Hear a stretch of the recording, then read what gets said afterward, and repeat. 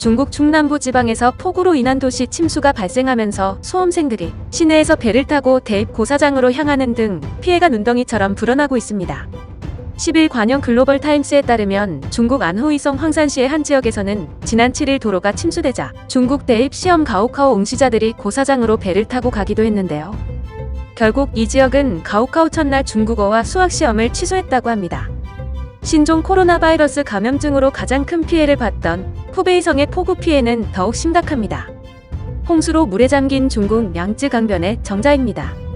중국 후베이성에 최근 내린 폭우로 우한의 양쯔강이 범람하면서 물에 잠긴 정자 곁을 8일 주민들이 헤엄쳐 건너고 있는 모습입니다.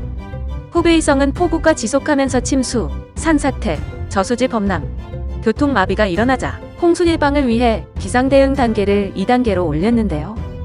지난 9일까지 후베이성은 폭우로 14명이 숨지고 5명이 실종됐으며 20만 4,400명이 대피하는 등 900만 명 이상의 이재민이 발생했습니다.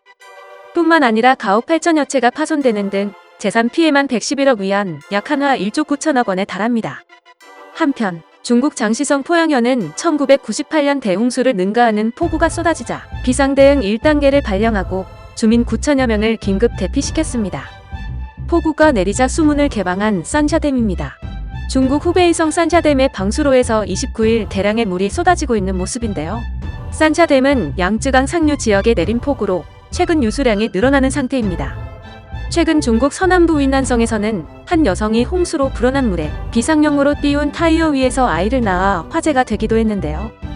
7일 중국 글로벌 타임스 등에 따르면 윈난성의 한 여성은 지난달 30일 자궁상처와 태아막 조기 파열 등 고위험 증상이 있어 병원 이송이 시급한 상황이었습니다. 하지만 홍수로 도로에 물이 최고 수심 3m까지 차올라 구급차가 들어가지 못하자 병원 직원과 자원봉사자 등은 여성을 큰 타이어에 태워 옮기자는 아이디어를 낸 것인데요. 결국 타이어 위에 들것을 묶어 여성을 눕힌 뒤 타이어를 끌고 갔고 30분 정도 이동했을 때 갑자기 분만 조짐이 보였습니다. 그는 옆에 있던 의사의 도움으로 아들을 순산했고 대기하던 구급차로 옮겨져 병원으로 이송됐다고 합니다. 산모의 건강 상태는 양호하다고 전해지는데요. 아기는 수희성이라는 이름을 얻었고 이는 물에서 태어났다는 뜻이라고 합니다.